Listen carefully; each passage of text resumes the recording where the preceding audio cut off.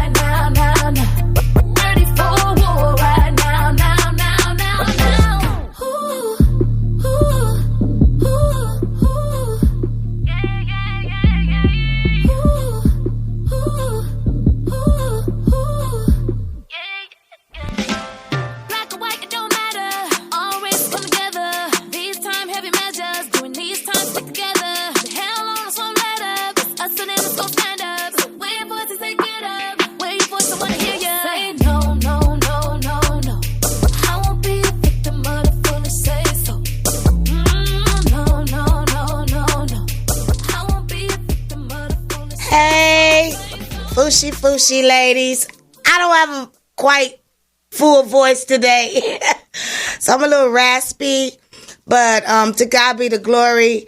I have a very special guest with me today, and her name is Lezeth, and I am so happy that I met her in Leimert Park at the cafe, because she has truly been a blessing to me since I've met her. Her ideas and all the things that she expressed to me was so real to me.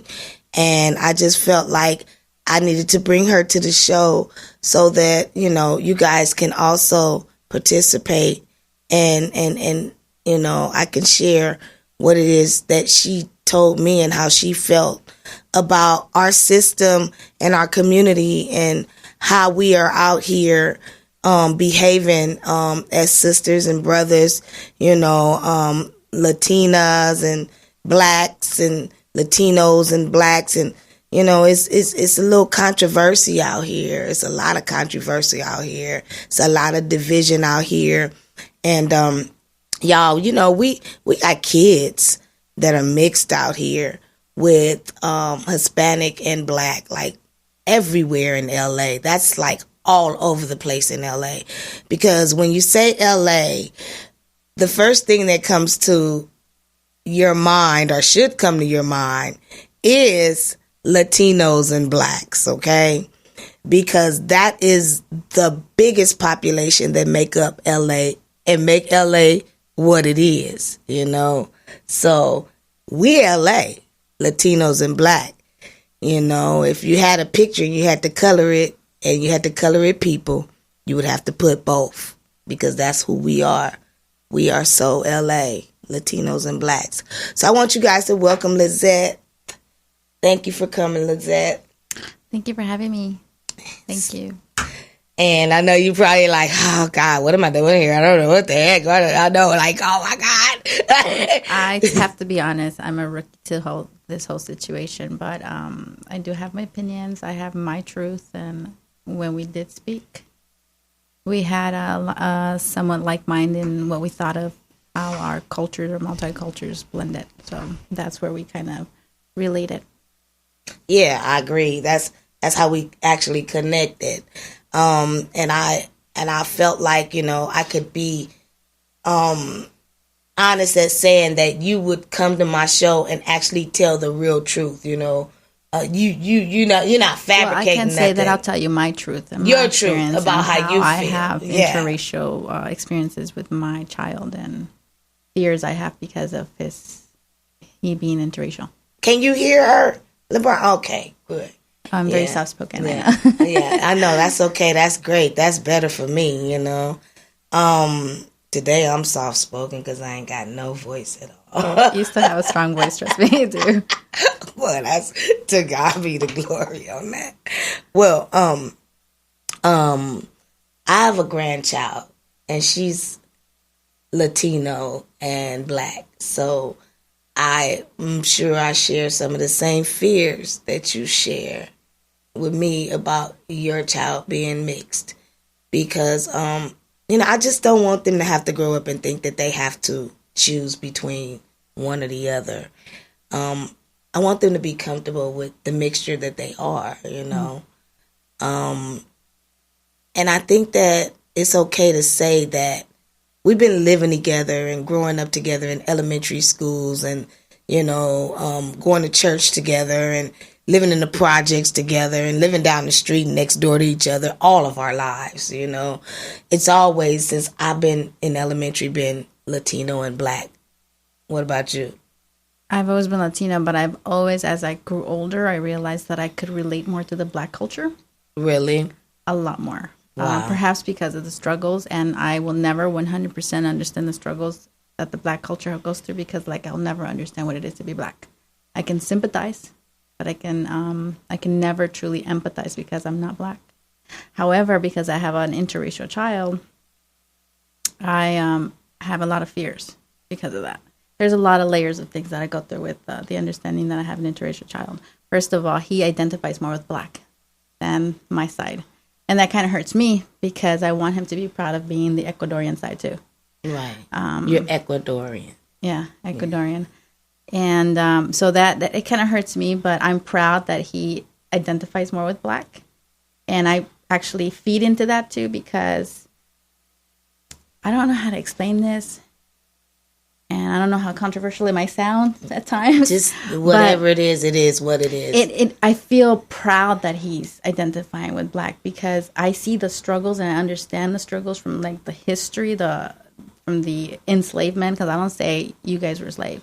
You were enslaved. We were. You were not enslaved. You were not slaves. You were enslaved. Yes. Second, my son. Thank you for understanding that part. I do. Some people honestly don't.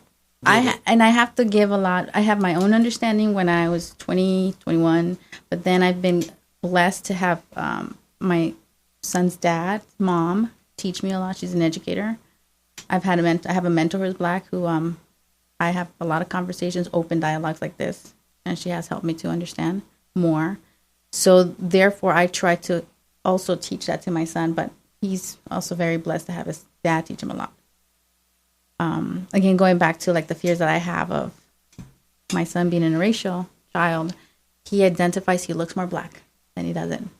So I'm scared as he's getting older. I did write a poem pertaining to the fears that I have of him being Black, him walking down the street and wearing a little hoodie. He's a kid in my eyes. He will always be a kid in my eyes, but he's a little bit taller than I am, so he's beginning to look like a young man. To be in the fact that he's looking like a young man, and the reality is Blacks are more targeted than not.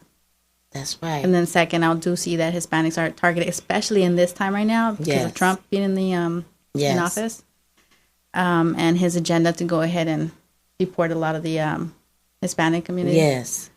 So that's another level of fear, but not with my son. But as it pertains to my son, it pertains more to him, his Black complexion, him being more, identifying more as a Black young man, and then just the police, gangsters, or just those kind of fears that I have. Yeah, that's a scary thing for our kids. And I'm glad you said that the way you did, because I tell people all the time, I sympathize with what's going on with the Hispanics. Them locking them up in cages and taking them away from their mothers. That's devastating. And that's cruel. And they did exactly what I'm about to get to. And for us to see it in our lifetime, it only reminds us of what they did to our people as Black people. And we're actually seeing it in our lifetime happening to the Hispanics. So of course it's going to open up wounds, and not only that, I also look at it as there's other things that I look at in life. Like if you understand Buddhism or Hinduism and reincarnation, I believe in God. I believe in a higher divine. I'm not Christian. I'm more spiritual. But there is this understanding, or I have read, that in reincarnation, it takes about 2 years for a soul to be reincarnated. So when Hitler passed, within those 2 years, Trump was born. So I'm looking at Trump as the modern Hitler. And what he's actually doing to a Hispanic community. He sure act like him, don't he? Hey, look what he's doing to the Hispanic community. He acts like Hitler. He acts like Hitler. Yeah, so, you know, I can identify with you on that. He acts just like a Hitler. And he's what do you call it? Desensitized. He doesn't have no feelings at all for what it is that he's doing. And the fact that we do, I mean, and us as blacks, how can we not? Because we've been through it. So, of course, we're going to feel that because we see it happening. And it's almost reminding us of something that, you know, we're reminded of all the time, but not in a visual standpoint of people just actually being locked in cages with chains. That's what they did to our people. And this is serious, and the government is definitely the most evil with the injustice system that's going on right now.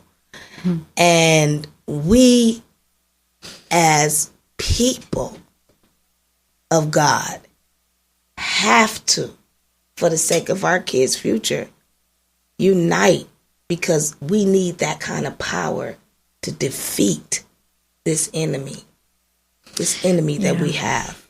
But the question is, how do we do that? That's the question. How do we do it? How do we do it? I think, number one, because I don't have the answer either, but I think that you and I coming together, just talking about it and putting it in the atmosphere, that other things will manifest because of it.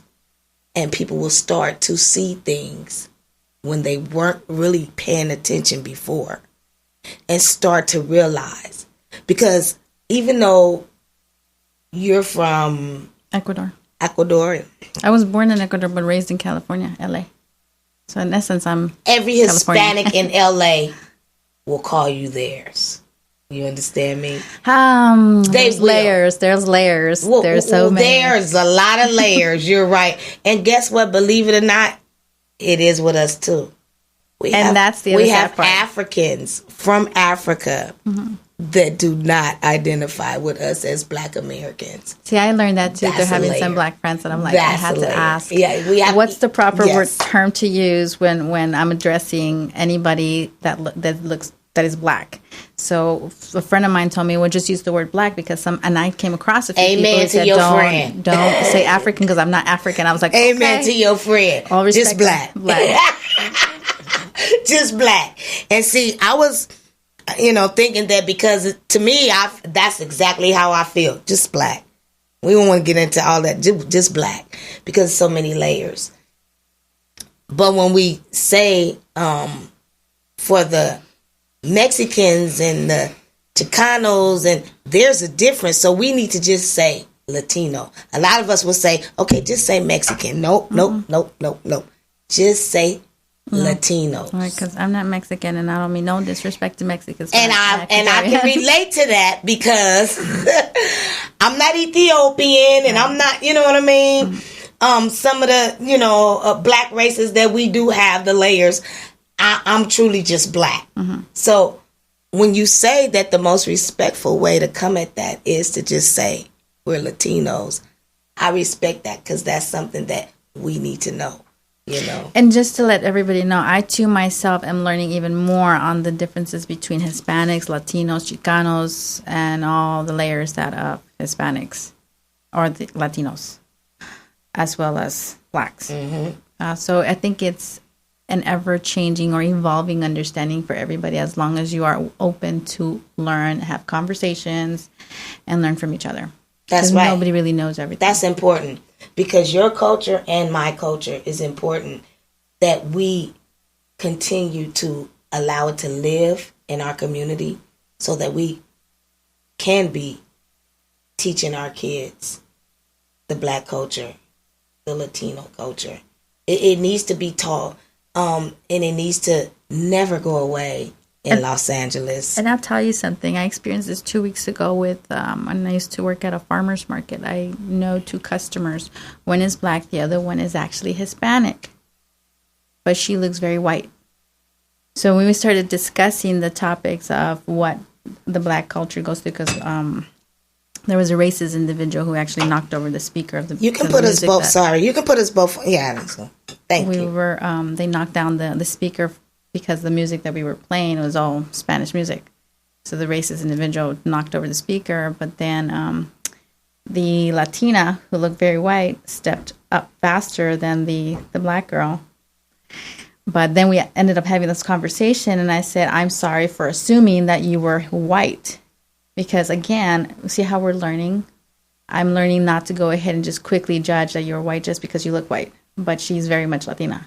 However, she understands, and she understood her power, the power that she has to go ahead and step up for everybody else, because she has that look. Right.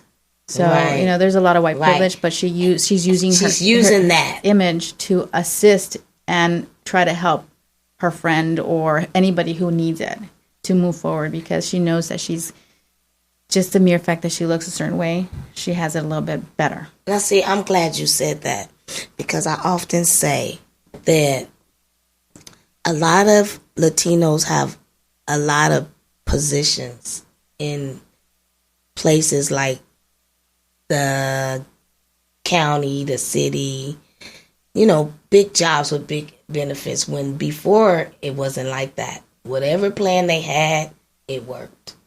And they have moved up even in the government. And they have high positions. And we don't see blacks at all. So my message to the Latinos is, can you reach out and help us blacks? And I'll give you an example. Because you there.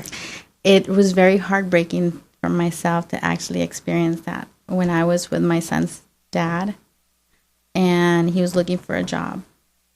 He went to apply, and he went a few times to the 99-cent store over there on La Tijera. Mm-hmm. I went there one day and I asked, okay, do you guys have an available position? Oh, yeah. Oh, they do. They do. Open arms with you. And if you look at the amount of people, and I hate that it's me, the Hispanic person, saying what I actually recognize, because I had a black partner and I have an interracial child, and I understand the struggles a little bit more than maybe some, but I don't understand it fully because I'm not black. But when I saw that, it really pissed me off. Because you're thinking of your son. I'm thinking not just that, because here's a man at that time who was really, really trying to find a job. That's right. And here my own people, meaning my own people as in Hispanic Latinos, can't extend that help towards somebody who's really trying to provide or help provide. Powerful places, right? And where then they can make it happen. The funny thing is that's not that powerful of a place. No, it's not. But when you're in a position to go ahead and try to assist people. But you're right. No, it's not. That's not that powerful. But they still got other positions. Like if you go downtown, if I take you downtown to the city hall, you're going to see predominantly Latinos running shit. And that's heartbreaking because we should all unite and start helping each other. Yes, it is because heartbreaking. Instead of dividing more and more. That's the problem.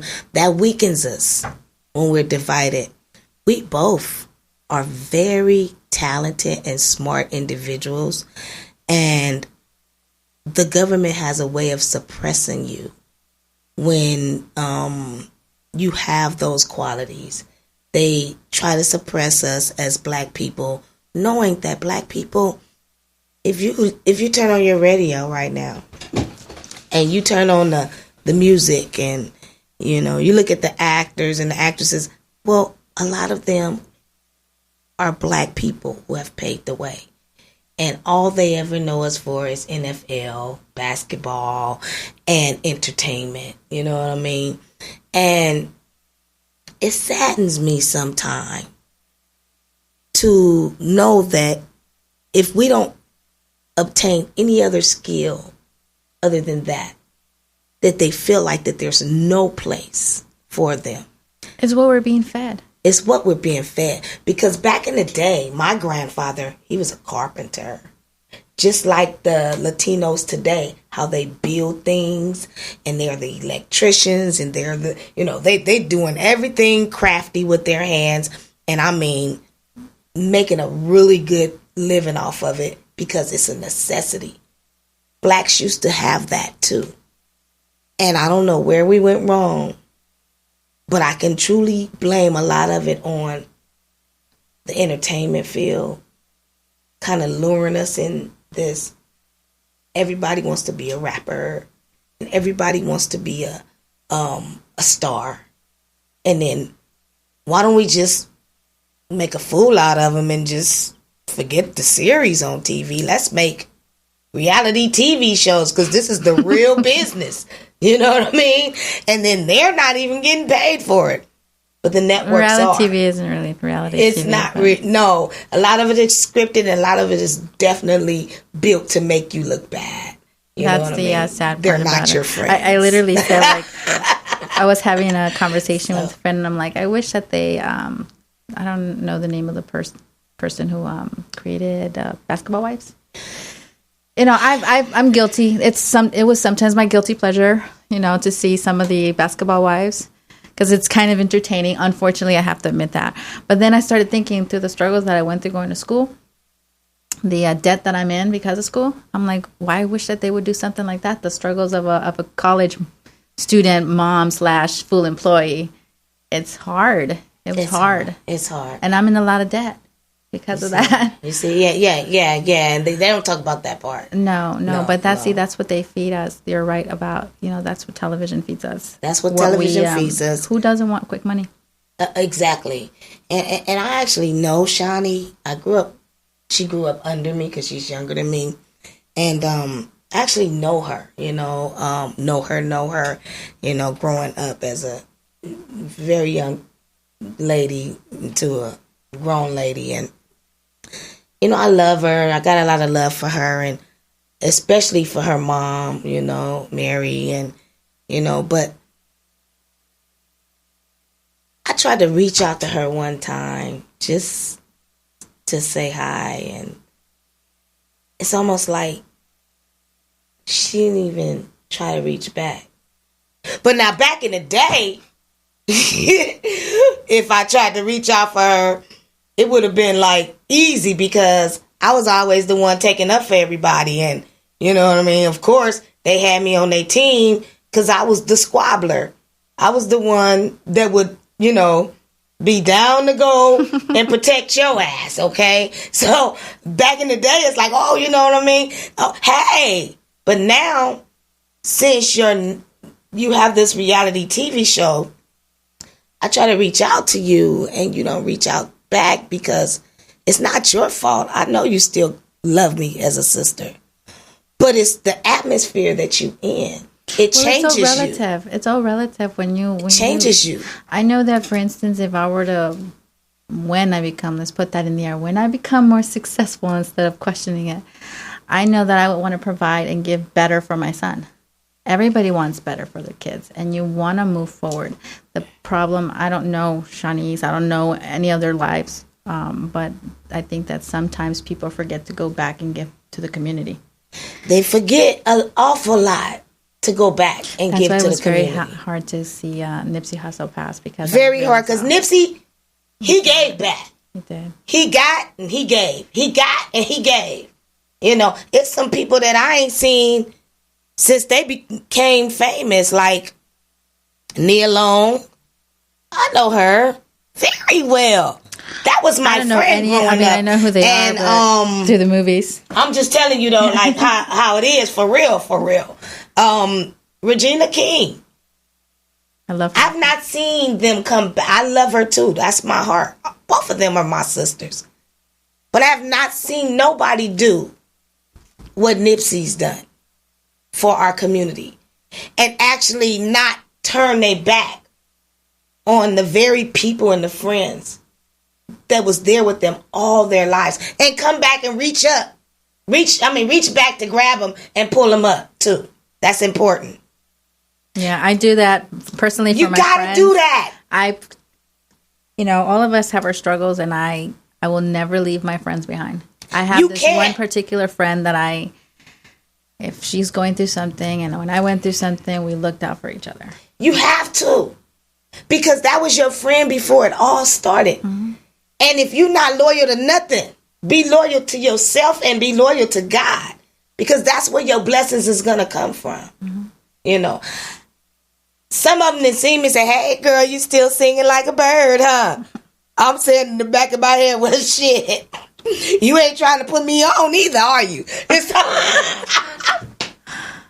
But I ain't telling them that, you know. I'm just like, yeah, I'm still singing. But I mean, it's almost like they like the fact that, look at me. Here I am, and just keep looking at me. I wouldn't say that per se, because this is my opinion. Now, we don't always have to agree. Now, nobody really knows everybody's backstory. And this is how I am about, you know, somebody could have robbed somebody and then they quickly judge that individual. And I'm like, well, do you really know what they're going through? Well, help me understand, because I don't understand, because both of them, I done took up for from getting an ass whooping in school. Well, so you know, help me understand why neither one of them ain't came. I can't, because I'm not them. Because I'm not them. But you're saying it's not always like that, and you're right. I'm not upset with them. I love them both, and anytime I see them moving up, I'm happy just to know that they're moving up. But still, again, I don't see the things that I've seen in Nipsey and a whole lot of other people. And it's sad that he was taken away like that amongst the very people that he's trying to help. And I guess this is the reason why they don't want to be bothered with us and they move on, is because you never know who's going to be the hater. You never know who's going to be so jealous that they want to just take you off the face of the earth. And we witnessed that. So I guess that's the reason why when they do what they do and they move on, they really moved on. They don't want to come back because they probably fear that jealousy or that envy. I don't know. I'm just guessing. I don't know. But it just never happened the way he did it. He came back and he looked out for everybody. And, you know, he actually came and you saw him in his neighborhood, in his element. It wasn't like, oh, he was this, that, and the other. And he used to be in the neighborhood, or he used to live up. You saw him in his element every day, you know. And he did that because of all the people who have gone on and left us behind. And so now what? I think that if people really want to do something, you kind of not have to worry about so much what somebody else is doing or not doing, and kind of just take the lead. It's your own responsibility if you want to do that. Stop if you want to do it. Because I think when we engage or involve emotions too much and what the other person is doing or what the other person hasn't done, then you kind of just like immobilize yourself. Well, yeah, I guess you're right. But I'm taking it personal right now because we got some things going on in our neighborhood. Mm-hmm. And the white man has come to confiscate it all. Are we talking about the gentrification? Yeah. So I'm taking it personal right now because I'm like, okay, we got a bunch of other people with a bunch of other talents. My time might be up, but it's a bunch more over here. You can come grab because we need that money too. So maybe what we have to do as a community is kind of unite and start buying property more. Like instead of allowing, you know, the real estate industry that is booming with Caucasians to come in and kill us off culturally. That goes down to the root of just uniting. We have to unite. That's what a power collect our comes little pennies in. Because we're not all rich down here. And that's what but sometimes I say, you know, as bad as I wanted my music career to take off and everything like that, I thank God for his provisions in my life because he knew what to do with me. He knew that he didn't want me to be in certain areas because he needed me to be here. Well, he said it. Your purpose is different from others. My purpose is different. But still, if I ever had that kind of money, I'd be trying to buy up everything in my black community that I have grown up in. I don't care. I would just be doing it because this is where I come from. And that's the kind of loyalty that I have. And you can't expect everybody to feel that way. And I love you, Regina King. Don't get me wrong. You're the homie. I love you. You know, I love you too, Nia Long. But if I had it like that, I would be over here trying to help my people stay in the community so that the black culture can stay because right now we are at war. But who's to say that the position that you're in right now isn't a greater position where you're at right here? It could be your time in life, and this is probably your time to address the community the way that you're doing it now, and then other purposes will come around. It's like their path is their path. If you believe that everybody's life, it's their own destiny, your destiny is this one. You're right. This is again goes back to, you're right. Their lives is their life. We don't know individually how people or what their struggles were. You might have known them at a certain time in their life, but then I don't know how connected you are with them now, but we can't not at all. We're not. And that's the point. Yeah, you don't know what people. You can't know everybody's shoes or what life they've gone through. So this is probably your purpose, and you have to do something with your purpose. Wherever God is guiding you, wherever the Spirit's aligning you, whatever it is, you're right. Open up. And that's why I love you. That's why I got you here. But shoot, I can't do it by myself. I'm going to need some people. I mean, hell, Jay-Z didn't live over here. Beyonce, none of them didn't live around the corner from me. But if any of them can come right now and save my community, it don't have to be those two. Sometimes you have to save yourself, because individually, and I'm not saying don't get united. One of my things is, yes, as long as we can get along, bridge that gap between the Latinos and the blacks and Latinos and Latinos, and we can get somewhere. Can better. Yeah. But you have to kind of fight your own monsters first. You're absolutely right. Everybody has those monsters. Well, my prayer and my prayer and my wish and my hopes and and my beliefs is that somebody is going to come and save us in this community, because right now, why can't that somebody be you? It can be. And I claim that in the name of Jesus, and I receive it, because he's going to need to do some things for me in order for me to do that. So if I can do that, my heart wants to, and I'm willing. If I can do that, that means that my blessings is going to be measured in that form. I'll be able to have enough to do that. And that would be great, because I never just completely think about myself, but I'm always thinking about everybody else. And right now, I'm crying out for the community, and especially the black community, because there's so many homeless black people right now without work, with a lot of mental illnesses out on the street. And some of these poverties have caused that mental illness and some of the struggles and stuff. If they say only the strong can survive. And that is an example, because a lot of people have gone through so much in my community, and we are still saying, thanks to Jesus, thanks to who he is in our lives, we're saying it's in your blood. It's in our blood. You guys have to survive. We are survivors. I've had this conversation with my son's dad a long time ago. It is kind of in your blood. It is in your DNA. Like, what's his name? Kendrick Lamar. It's in your DNA. Yes. It's in your DNA. Yes. Your history, your ancestors have struggled and survived. And here you guys are. Still surviving. Like the one who sings, it isn't in my blood. What is his name? He's Latino too. I don't know. It isn't in my blood. I'm kind of disconnected to today. You know. I don't know. Yeah. But whoever know that song, you already know. He's saying that, he can't, he's like, he can't give up because it's not in his blood. But we Latinos have our own struggles too. There's different layers of struggles that we have, and there will be other chances that we'll talk about those other kind of struggles that I want to probably open up about. Yeah, because I really want you to come back, and now that you've been on this show, I want you to come back, and I want you to, if you will, be a voice for your people. And come back and share some of the things that you come up with, whatever you come up with. I wouldn't mind coming back. I don't think that I have the extensive knowledge or understanding that like a community has. I can just tell you my personal experiences. But that's good. And that's powerful. And that's what we need to start. To make a start anyhow, we got to do things like that. We'll never know which way to go if we don't get out there and just go. You know, it's like Nike, just do it.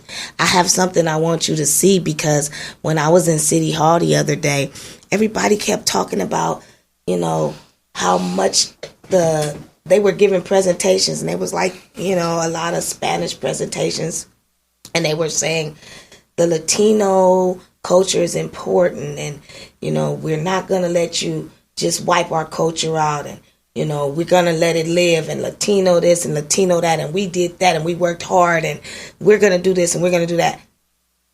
And I agree with what they're saying.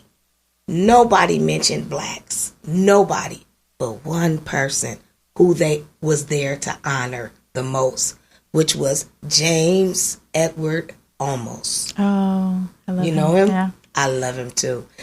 He started off when they gave him the mic as, and we've been saturated with all these other presentations. Nobody mentioned blacks. Not one time in the whole, probably 45 minutes to an hour. He started off and said, "Thank you very much, but I need for everybody to know, I'm black first, then I'm Latino." No, he said, "I'm black first." He said, then I'm Asian, then I'm Latino. He said the reason why he said that is because this is about humanity.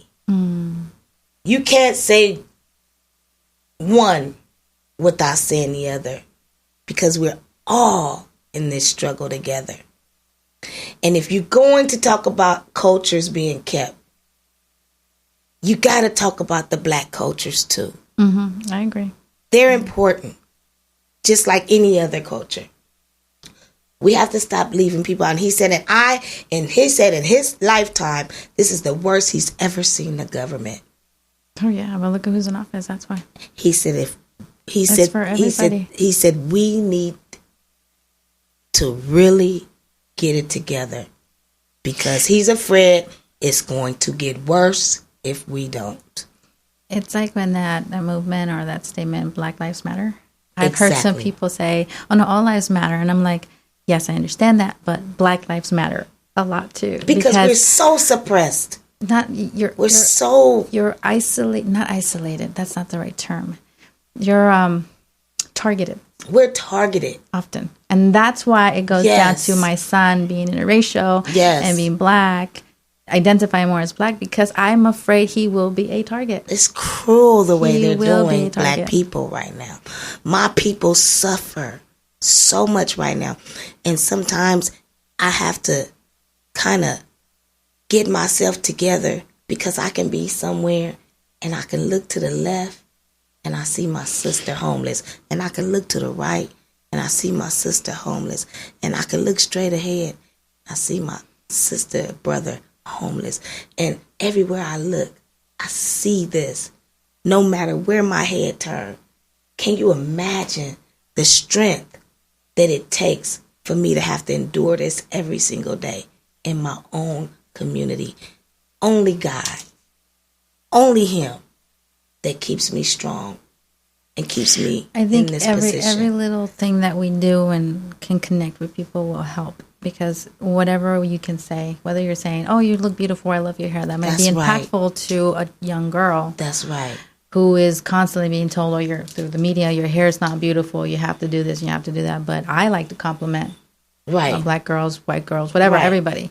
Right. My niece just had a baby, and her partner are not together. But when he was in the hospital, I'm like, "You have a huge responsibility now."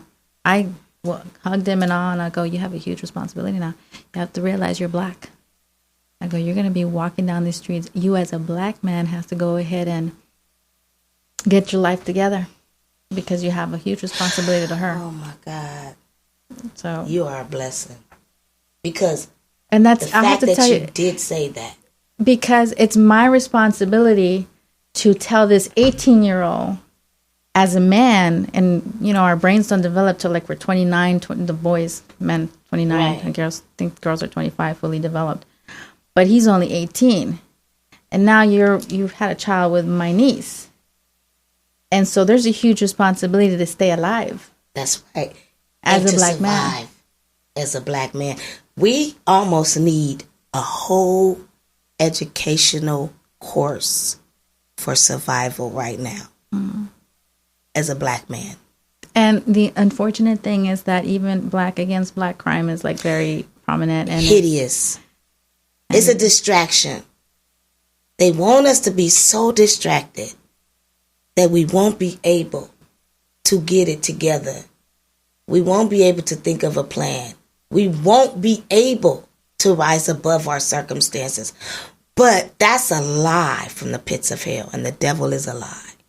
I believe that black people can do what it is that they think they can't do, because that takes programming. We have to deconstruct they've our been thinking. programmed to think like that. You have took to the words right out of my thinking, mouth. But it takes a lot of self-awareness, and because, like you're saying, we're distracted, or they're distracted. We are constantly distracted with survival. We're having to try to make ends meet. Some of us work 2 to 3 jobs. I had to quit my job because I'm tired. I can't really think, so I had to quit my second job, not my first one. But you can imagine people, mothers working, single moms working 2, 3 jobs, single fathers working 2, 3 jobs. It's very hard. And then when you turn on the internet and you turn on the television and you hear the music, a lot of the music is talking about us killing each other, us hating on each other, us not liking our women, us not respecting our women. And that's all a setup. We are truly out of the 400 years of being enslaved. We're truly out of that. But until we walk in it, we won't see the benefit of it. It's a double-edged sword wanting to go ahead and be successful, because if you had the opportunity to go ahead and make money, wouldn't you take that? I would definitely take that. So if taking that and making that $1 million meant talking about or singing a certain way. Oh, hell no. See, then it goes that down ain't me. Okay. I ain't gonna do it. See, I'm not saying I would either. I know you wouldn't. I can tell. I know you ain't bred it like that. But I understand. Again, you have to understand everybody's path, and everybody has a different journey. You're right. You're absolutely right. Because I probably would have been out there with a platinum hit album many years ago, because everybody that know me know I sang. But it's so demonic in that industry. And they want you to sell your soul, and they want you to sell your people out. And they want you to sell yourself out. And that's something that I'm not going to participate in. That's why God knew that no matter if Regina King, which is my friend, or whoever, Nia Long, asked me to come along, I want you to meet Jay-Z. God didn't want me to meet Jay-Z. God didn't want me to be in that number. He needed me to be where he is, because he knew that they wasn't going to like me, because I wasn't going to do all that shit. I'm sorry. I'm just not going to do it. And I'm sorry I have to curse sometimes, but I do it because I'm human and I'm having human experiences.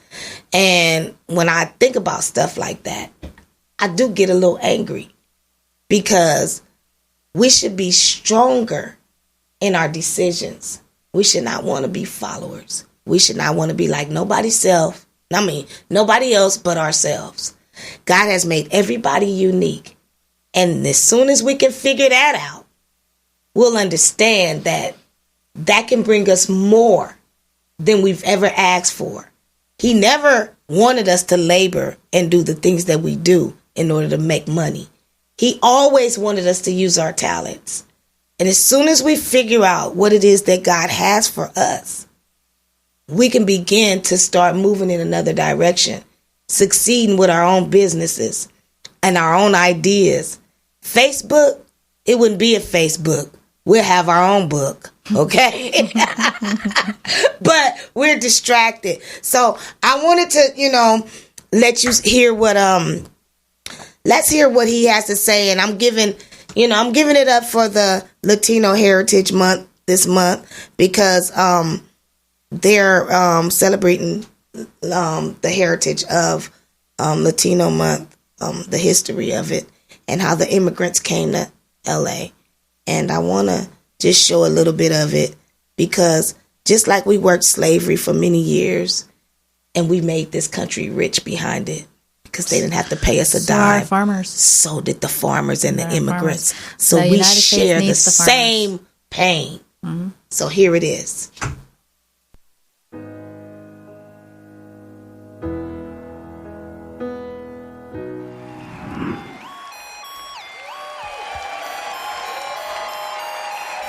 Do not be afraid, for we are bilingual and bicultural.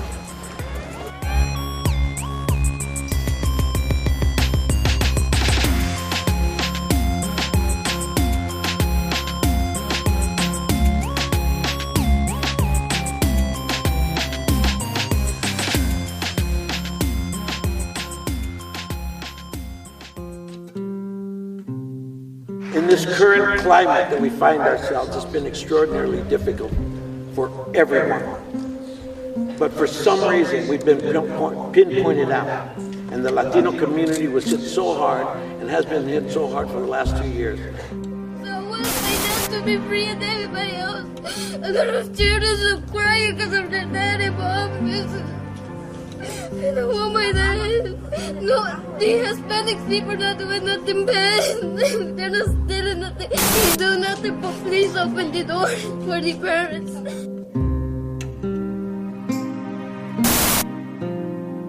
That the only thing I can tell you is they should have never done that to us.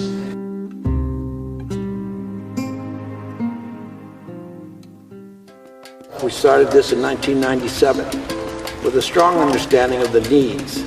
And I got to tell you, it's grown to an extraordinary experience. And the reason it's grown to an extraordinary experience is because of all of you. Over 1,400 students were bound this year and were given the full time they were in school to learn how to make film and learn to tell their stories. There is no greater revolutionary act that the proud exhibition of our stories don't make it all possible to understand. By us having this voice in the strongest medium of art in the world, which is cinema, which is the music, which is our whole understanding of who we are as a culture. We are telling our own stories, and we're bridging the gap between our communities and the nation at large. It's important that we build bridges and not walls.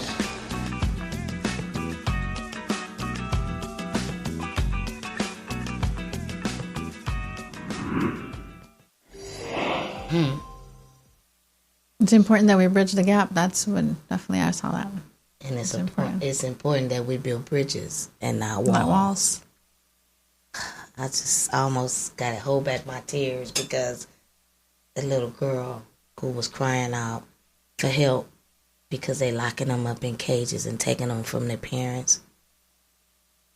How do you get to people to program a community best than to rip them away from the parents? Our devastation is going to be our victory because now we are up. We see what's going on and we can't afford to be divided or separated at this time. Mm-hmm. We have to help each other. We have to help each other get employed. We have to help each other stay alive. And we have to help each other survive out here. Mm-hmm. Latinos and Blacks together. And I want to go to the next. This is the cry we've been crying. Blacks have been crying the same cry forever. Martin Luther King and Malcolm X, since our childhood, has been crying. And Cesar Chavez, you're right, and I didn't have him up here, has been crying the same cry. All of our life since we were kids, we've been hearing the same cry. We need to make it happen so that it doesn't expire, that it sticks with us as a people. How do we do that? How do we do that? We need to create a different union and a different way of thinking about each other. And so when we're on our jobs and we're out places, we can't get mad at each other because of learned behavior. Exactly. We have to just remind each other that, hey, we're in this together. We got to change. We have to have more compassion for each individual's experiences. That's right. That's right. Be willing to listen. And I can truly understand now what you're talking about. We have to have these conversations more and more often. Some people don't want to have the conversations. No, they don't. They don't want to hear it. Even my people. Because I understand. And I'm black first. And I'm focused on my black people because we're hit the hardest. But I'm not dumb. Mm-hmm. And I know the will of God. And he's telling us to unite. That's what he's telling us to do. And until we come together and understand that we can win this fight together, we won't begin to see the things happen for us in our favor as we wish them to happen unless we start somewhere. And I think that this is a great start. You and I just talking about it and just putting it out there on social media. That's a very powerful start. And people not going to like it on your behalf or mine. Well, I got some friends that I don't want to hear it. And you're right, because they're so mad. And same with you. They're so upset and they're so focused on just what they're going through at the time. You know what? The one thing that I hear a lot is the victim mentality. There's different victim mentalities for different experiences, different, the cultures too. Every culture has different experiences. I have my experiences from my culture, and even within my own culture, the way that there's certain things that are kept secret within the family. So those are other things. For your culture, sometimes, and I had this conversation with my son's dad a long, long time ago. I like to open conversations with people because I'm trying to understand more. Because one of the things is like some people or my son's dad at that time would say, well, it's harder for us because, they're always suppressing us. They're looking, I can understand that I can sympathize. I cannot empathize because I'm not black. But I felt like I grew up also in a community where we were constantly looked at I grew up like in the Korean and Hispanic community. So if we go to certain stores, we were followed by the owners, like if we were going to steal something. Right. So, that's too. Right. Yeah. So it's, I grew up believing what my mom and my dad would tell us is you can do whatever you feel like you can do. Mm-hmm. So I never try to hold myself down.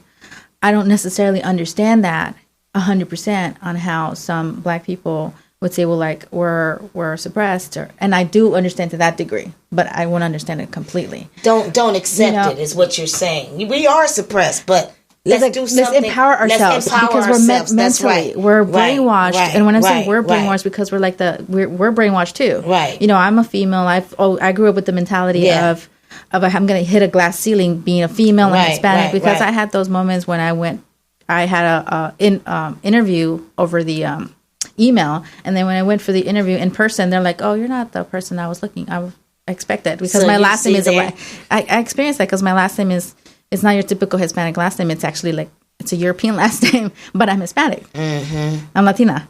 So wow, so I can really relate to that one right there, girl. Even sometimes our zip codes make a difference whether or not we're gonna get a job or not. Exactly. They already know what you are when you put 90043 or 92 something whatever. They all there. So they already identify. But I'm trying to fully understand on how everybody in whatever form, because like I said, there's many layers to the word victim mentality. You guys are strong people. Yes, we are. But a lot of people need to be reminded of how strong we really are. So thank you. Thank you for saying it, because people need to be reminded we're strong. We're strong. And Latinos are strong. Yep, we sure are. Things that I see you guys go through, I say the same thing. And we are strong people, both of us. And so if you put that strength together, can you imagine? Imagine the power if we just bridge in the gaps. And that's what time it is out here in LA. And if they don't do it nowhere else, because I hear gentrification is in every single state where there is minorities, blacks in particular. This should be our opportunity to go ahead and unite with a little bit. If you collect an amount of money as a community, That's right. We can start go in ahead LA and buy a building. We can start piecing up like they tell us in our meetings. You know how the song with the marijuana, I got 5 on it. You know, these are the older elders in our community that lead the meetings, and they are actually telling us, reminding us of that song in the meetings, going, well, why don't y'all piece up on some property? And they're right. They're right. Just like we got 5 on the weed sack, 20 on the sack, whatever. You better have 5,000 on some property, 10,000, 20,000 on some property. Piece up. It's time to piece up. It's time to piece up. We cannot go wrong with that. And we can't depend on the Jay-Z's and Beyonce's to come and rescue us. Although I get mad and I want that to happen. That's unrealistic. We got to do it. Like you said, we have to do it for ourselves. We can't depend on nobody to do it for us. And this is LA, Latinos and blacks. And we can come together and we can make some things happen. You know, and if you're in positions and you're in high places where you can pull some of us in to kind of equalize the situation here, then do so. Do so. You know, agree. Just make it happen. And I'm just going to tell everybody, you know, spread the word and remind your sister and your brother and your Latino sister and your brother and your black sister and your brother of how we both are feeling some kind of pain. Something needs to come out of that pain. Positive, though. Now when we get to getting beat up on and trampled over and conquered and all the things we going through, all right, time for a change. It's time for us to get up and be tired of getting all of that done to us and make something happen. We can do it. Yeah, it starts with our internal dialogue too. Internal dialogue. Very important. It starts with that. Because and that's even in our music. Programming. Yeah, exactly. We're constantly being reprogrammed. Oh no, we are staying programmed to think the way that we think. Yeah. So you have to. It's very difficult because it has to take a mindful individual to make those efforts to want to change and deconstruct your own thinking, because it's whatever we were fed, even from what growing up, our parents. You know. That's right. The beating, that's okay. I don't say that necessarily. Giving a whooping is bad per se. But if you give a beating, that's different. No, but I don't say that I don't give my child a whooping. I don't say that it's bad, but some of them take it way too far.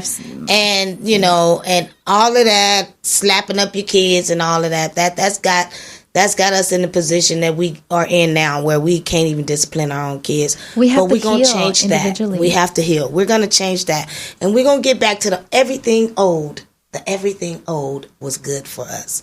Everything old. How we were thinking before. How we were owning things. How we were having things. How we were black powering, and you know, all of the Latinos and everybody was together. And it wasn't so much separation within the black community with black on black, within the Hispanic community with Hispanics on Hispanics. It was more so like we all was living to survive and overcome the things that we had already been through, that our mothers had already been through, and we were living that good life. We were living the life that our mothers used to wish they could live. That's why I say, I kind of know some struggle, but I don't know the struggle my parents went through. My child's never going to know the struggles I went through. Really, really. And we got to make sure that they don't go through the struggles that we going through. That they don't go through the struggles, but that they can appreciate the struggles that we went through. Otherwise, they'll be spoiled brats. Lord, don't move the mountains. Just give us the strength to climb. Mm-hmm. Exactly what you just said. They shall know struggle. They have to know struggle. You're absolutely right. In order for them to become what it takes to survive, they have to know it. People with silver spoons in their mouth is too damn spoiled to realize that life ain't what it is, what they think it is. That's what they call white privilege. I had a white lady before we go off tell me at a community meeting, we do have white privilege in the white society. She said even she felt the same way. And you can just look at them when you go to restaurants and anywhere else. They kind of like look at you like, I'm white. That's really learned behavior. I had a conversation. They do feel that way. But we have to allow ourselves to be okay going into these communities. Yes, we do. Privilege or not, we belong everywhere. Everywhere. You see how they coming over here, acting like they've been here forever?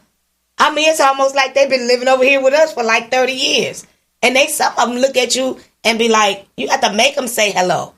Because they're like, I'm here, bitches. You know what I'm saying? So it's like we have to feel comfortable everywhere we go. You're absolutely right. Again, we have it's to an feel internal privileged dialogue just like them. But it's an internal dialogue that we have to individually, and whether you continue to have these conversations with other people and myself, it's how we process internally, because it boils down to what we were fed, what we believe about ourselves. So the more you start kind of questioning those thought behaviors, then you start changing it a bit at a time.